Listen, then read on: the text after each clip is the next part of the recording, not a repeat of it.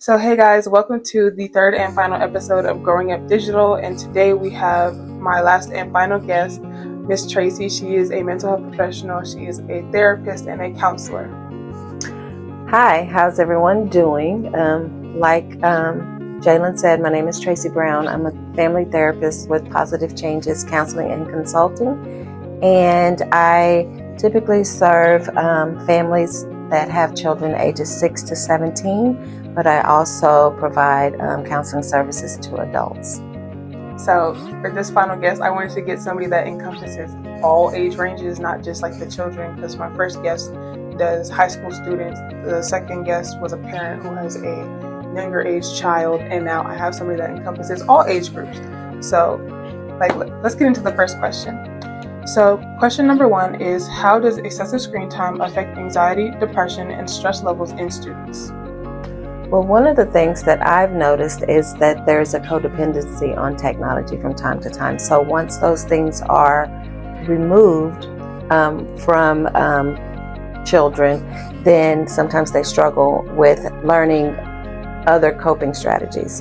They are using their phones for, some of their coping strategies may include music, or it may include funny videos to just kind of offset intrusive thoughts or allow them to distract themselves from whatever is triggering them or causing those anxious feelings in the first place.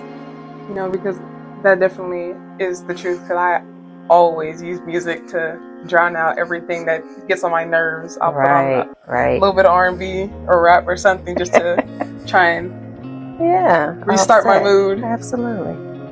Okay, so for my second question, it is, what are some mental health differences between passive screen use, which could be scrolling on social media, versus active screen use, which could be creating content or learning online? Okay, so I feel like active social media use, such as creating content or studying or anything like that, has specific direction and goals. So you're doing things in a mindful manner with intent to create.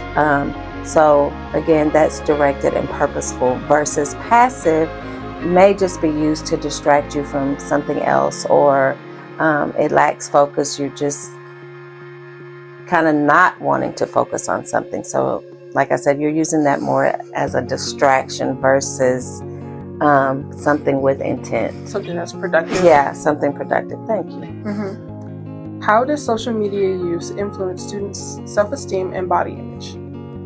Well, there's a lot of ads and different things that are a part of social media.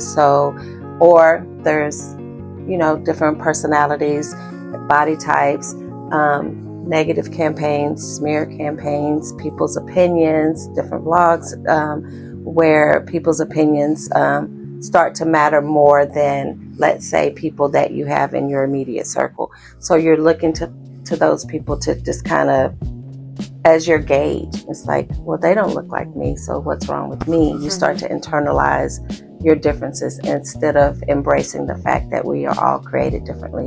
So sometimes they can kind of go down the wrong path of just valuing more than they should the opinions of other people. Definitely. Yeah. A lot of kids my age will try to watch social media, and they'll be like, oh, why don't I look like this? Or they'll sit there and they'll compare themselves to people online when it's like, you were never made to look like that. And I've had my fair share of issues dealing with social media, but I think that's really everybody. But yes, people my age tend to often look at influencers, especially influencers, since there's a big rise of them, but celebrities as to their inspo for body image. People want that. They always say, oh, I want to look like Megan Thee Stallion. I want to look like Sabrina Carpenter, or just people like them who have a fitting body. They look nice, so it's understandable why they would look to these people for their inspiration. But they also have to understand that they have to learn how to like themselves in order to change themselves. Right. And you have to be okay with the change that you're making. Okay, so for my next question, it is, what role does cyberbullying play in students' mental health challenges? Okay. I think cyberbullying is a serious issue for a lot of kids today, and also in the past as well. The more that kids from early ages are presented with tablets and iPads, all the things, or smartphones from their parents, they are introduced to things on social media extra early. Whereas when I was raising, I have 2 sets of kids, so the older set, it wasn't much of that, but I'm noticing more with the younger child that I have, who's a teenager.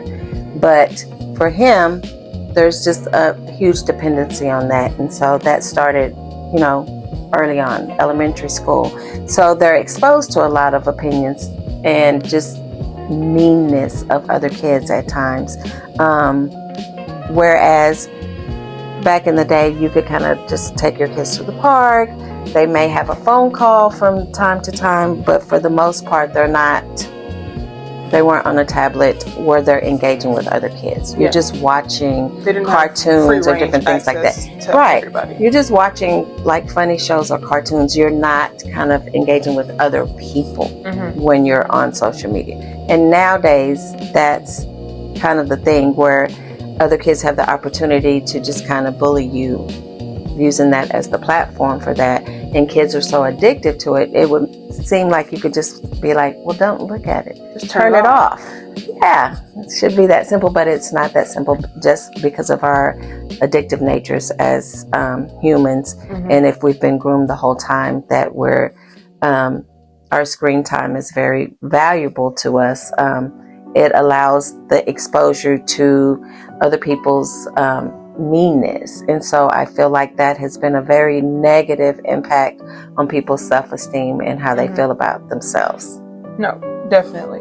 Because when I notice a lot of students in my school, like, people are very quick to write mean comments. And I'm not saying like every student in my school, but a lot of kids my age can be very quick to write mean comments or say mean things about people. But that's because they're online, when it comes to saying stuff to a person's face, like, "Oh, girl, you're ugly," or something like that. You don't really say that because there's going to be repercussions. There's going to be consequences. But due to the overindulgence and the easy access to technology, it's very, very, very easy for students to just say something mean or say something negative. And you notice a lot of that on like Instagram. People will comment under your post and you don't really know them. They just follow you and they'll comment something mean.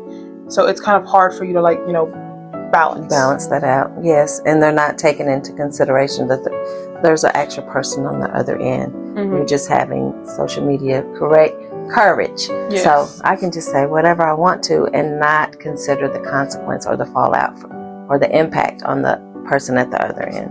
You're right. Now, how do you think screen time before bed impacts sleep quality, and how do you think this connects to emotional regulation and academic performance? Sure. A lot of families struggle with their kids if those things aren't removed, like the instruments that they use for social media. For a lot of families, if they don't have specific guidelines and rules in place for their kids, let's say you need to turn in your technology items by this time every night, then they're just up. They're up, and it's easy as an adult even to get lost in just doom scrolling and just you look up and an hour has passed by. So just imagine them trying to manage or balance academics versus something that they consider to be fun. So I want to be able to look at this was funny. I want to find funny videos, or I want to laugh, or I want to interact with my friends, or see what this influencer has to say, or whatever. Well, that starts to take priority over academic requirements, because that isn't very fun to some kids. Maybe in particular if you're not that interested in learning right now or whatever. So trying to have the self-discipline to handle your business first versus being on social media for some people is very challenging, to the point where some can't deny themselves. And so You find that they are missing out on sleep, so they're getting up, they're cranky, irritable, they're going to school not very fresh, so that causes them to kind of have delays in the classroom, where they're not open to receiving, the material that's being presented to them. And so eventually they just start to decline with their grades, and it's just a huge fallout. No, I definitely understand what you're saying, because I can relate to that personally myself. Because even last night, like I woke up in the middle of the night, and it was close to me having to wake up anyways. But I woke up, and instead of me just trying to go back to sleep and get that little last hour or whatever, I got on my phone. I was scrolling on TikTok or whatever, and then before I knew it, it was time for me to get up and go to school. So I wasn't like irritable today or anything like that, thankfully. But I was definitely tired. I was walking around and I was sluggish. But what usually happens for a lot of kids my age, I noticed, is that their usual wake up time is around 2 to 3 in the morning, and then that's when they're scrolling on social media, and they won't go back to bed until they have to be awake. Yes. And then that's what makes them irritable, and that's what makes them cut back on their academic performance, because all they want to do is sleep because they're tired, they're not focused. It's not because they're lazy, it's just because their brain wants that last little hit of dopamine before they go back to sleep, and that last little hit turns into 2, it turns into 3 to 4. So it's like it's a never-ending cycle. Yeah. Sleep disruption for sure. Now, are certain ages, and I will group them in elementary, middle, and high school and college, more vulnerable to negative mental health effects of technology, and why? I think as kids are learning to self-regulate, sometimes they may encounter struggles in this area. In elementary school, we're still trying to figure out who's my friend. We're thinking everyone is our friend just because we know them, or we share space with them in a classroom or whatever. So when those individuals kind of turn, when we're playing, it's kind of innocent at that age. We're typically playing video games together. And so that can be a challenge when that doesn't go well. And that person, like we were discussing earlier, just says mean comments or different things like that.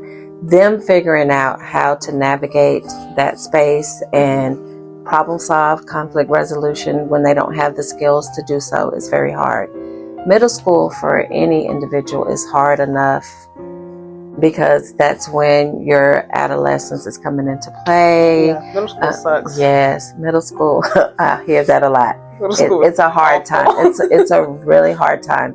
And so it's hard even for the kids who have the support, or somewhat a little more mature than others. But just imagine when you don't have those things.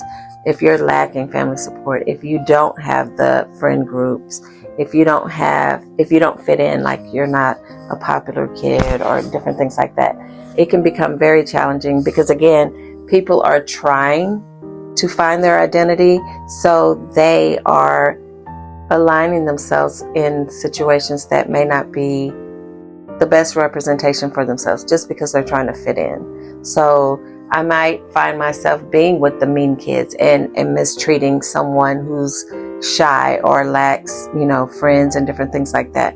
It just looks different for each age group. And then high school kind of speaks for itself as far as social media and how it can adversely affect you. Now, do you believe that technology has ever positively supported a student's mental health? And if so, under what conditions? I do feel like social media can positively support and impact individuals. We have individuals who use social media as a way to self-regulate. They may create playlists that assist them when they're experiencing high levels of anxiety in the playlist. Yeah. So those playlists may allow them to reset and start again, or just mellow out, lift them up out of dark spaces. Also, they may be able to create content and use like a creative platform with that. Sometimes we use social media to just create a video of communication to individuals that we may struggle verbalizing our thoughts and our feelings to. So it can definitely be something that's positive. You know, because like you said, make the playlist. I have like 15 different playlists on my phone. But one thing I do try to do, so I'm not on the phone looking for stuff on the playlist, I'll try and put it on the TV. Because like I have a very old TV, but we have the Fire Stick, so I put it on. I get my Spotify on there, and I try to get my music on the TV, so that I can just chill without being on the phone. Sure. Now, what warning signs suggest that a student's technology use is becoming harmful or addictive? Maybe when you see differences in their personalities, they're experiencing extreme mood swings. When you're restricting social media use, if you're trying to set up any kind of time parameters for screen time, limiting things, and you're noticing that they start to act out, become disrespectful, or just really just sit around, they're unable to figure out other creative outlets for their emotions and different things, they're just kind of moping. That's an indicator that social media, you should limit those things and help engage them in other areas. Now, I can definitely understand that, especially with music, because I think music is a big part of like people. I don't know why, but I really just feel like that, because we all know that whenever you hear something good, you feel happy. Whenever you hear something sad, you feel sad. Whenever you hear something that like induces rage or anger or violence, you feel angry. So whenever like students listen to, and I can give an example because a boy at my church actually gave this example. He plays football, and he was like, before the games, all the boys listen to like rap, and they're all trying to get, pumped up. They're trying to get amped up. So it definitely changes your mood. Now, I won't say it's always harmful. Like, I'm speaking music wise. I won't always say it's harmful, but it definitely can be, especially with the type of music you're listening to, especially when it comes to rap. Now, don't get me wrong, I love a good rap song. I will definitely listen to one every day, all day. But, it can definitely cause some adverse effects to what you're trying to do. Absolutely. How can parents in school set healthy boundaries around screen time without causing conflict or resistance? And that's the challenge as we kind of moved into a technological world where you're having the screen time at school as well. And the more assignments are being provided that require you, it's like directing you back to the screen, to the computer. And so when we're trying to limit it, all the things are requiring that they, no, run, get on it, get on it, get on it. And so it makes it kind of challenging. So I feel like parents can kind of set limits with that just by outlining expectations initially. So it's kind of hard when you've kind of given a child free reign and be like, okay, you know what, that's probably not a good idea. We're going to just take all of this stuff back. Of course, you're going to meet with some resistance. And like I was previously stating, there is a lot of times where teachers are charged with giving you additional assignments that require that the kid is on screen time. So my suggestion is creating more structure within the home. So outlining what those expectations are for the kid. This is the time that we're going to dedicate to completing assignments. This is the amount of time daily that you're going to be allowed to be on your screens or whatever. And that looks different for each family. Some families restrict complete social media use or screen time throughout the week, and those kids are only able to be on screens on the weekends, versus some may give you an hour, or some may use it as a tool where you're earning those times. So it's going to look different. You're definitely, the more they've already had and you remove those things, the more you're going to meet with the resistance. But if that's your setup from the jump, you may receive a little resistance because, the term, well, other people get to. So there's that. There's always going to be the peer pressure, but it's your household, and it's up to you as you're parenting to set those controls and decide what works best for the members of your house. Now, the first guest that I had on that was a teacher, Her name is Miss WP. She's my DC government and my economics teacher. She was she spoke with me about how, we put a lot of the pressure on teachers to try and enforce, a limited technology use. But she says it's kind of hard to do that when the parents don't, like you said, initially start it from home.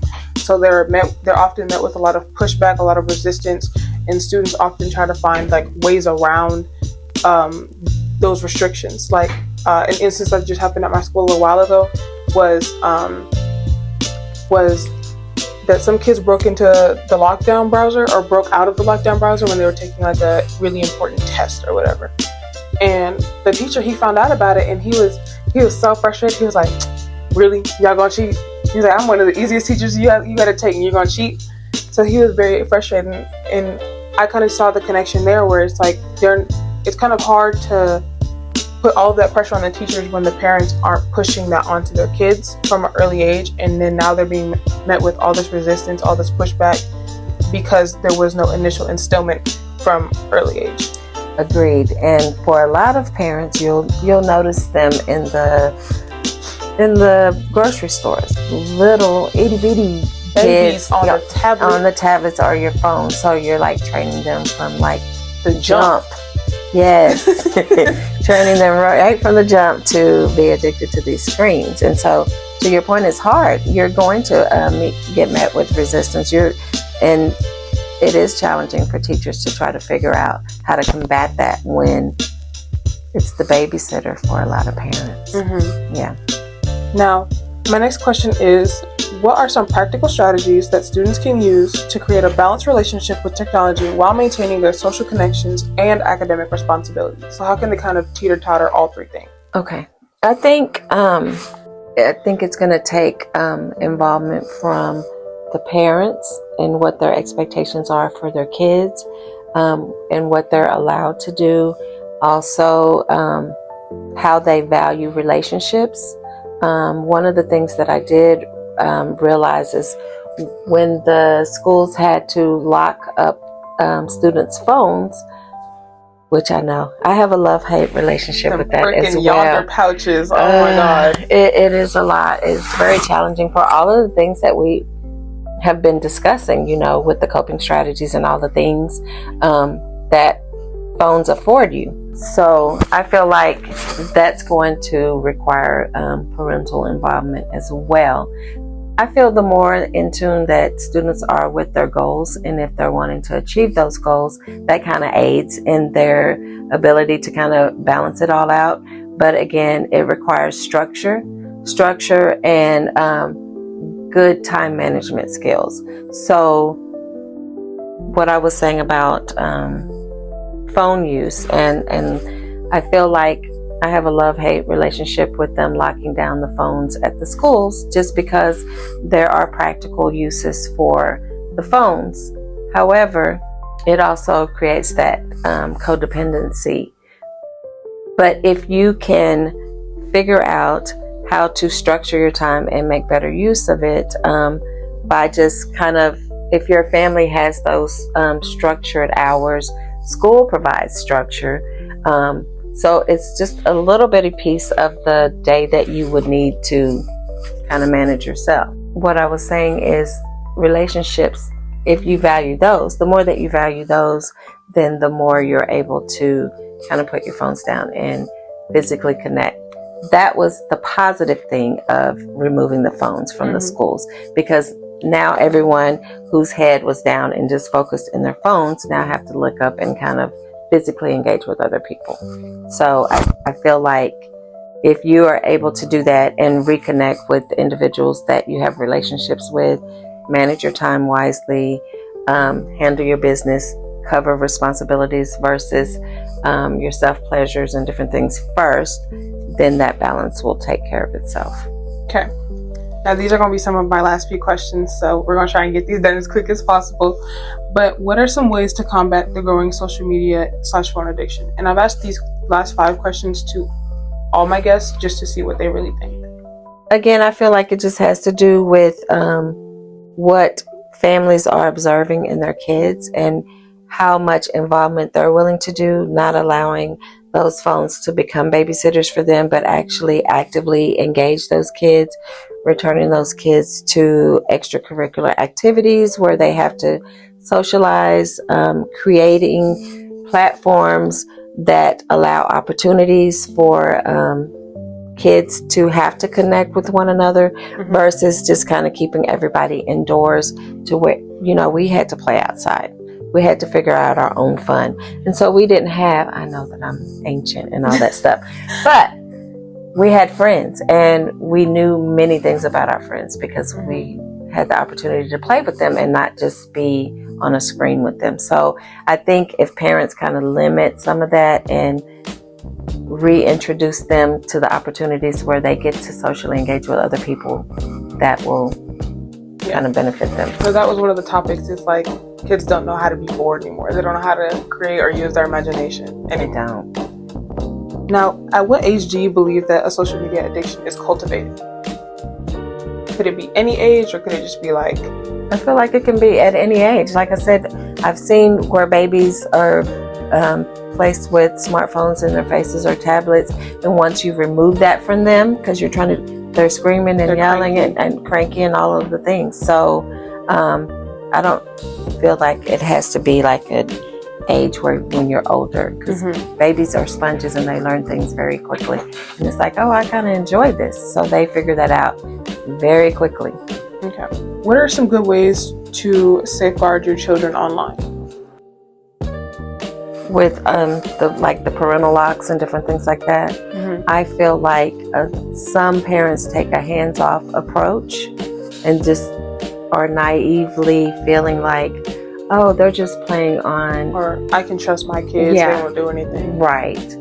There's a lot of that where we just trust our kids. But again, peer pressure is a thing. And also just the lack of knowledge about being groomed and different things, and predators and just different people that may present themselves as another child to you that's an actual adult. So I feel like the parental locks are very important. I feel like you need to have spot checks and see what's going on. I think you need to play some of those games with your kids so that you just kind of know what's going on. You understand what's in, and not just assume it's a kid's game, but actually know what's going on. And see, I don't think it's wrong to trust your children. That's not what I'm saying. No. But I'm definitely saying, like, you shouldn't have blind trust in your kids. Nobody's saying that they're inherently doing anything wrong, but they're saying that they could be accessing something that could be wrong, or they could be being presented with something that could be harmful, or like I said, harmful to your psyche. But and without their intent, they're they innocently are playing a game, and then something pops up and they click on it, and now that just opens the door. Yeah. So I definitely agree with you on that aspect, because when my little sister got Roblox, I joined to play with her because my parents don't play games like that. But I was like, and I didn't play Roblox, but I was like, I would play with her. And I've used this example across all of my interviews, because I've heard the same thing from each guest I've had. Now, for my very last question, do you believe that parents are partially at fault for their child's growing interest in tech? Yes. I do, even if it wasn't intentional. I do. All right. Well, thank you, Miss Tracy. That was our last and final question. I thank you for joining me, and this was our final episode of Growing Up Digital. Anything else you'd like to say? No, thank you for having me. Hopefully something that I shared can be used to advance this study, and good luck to you. Thank you. Bye.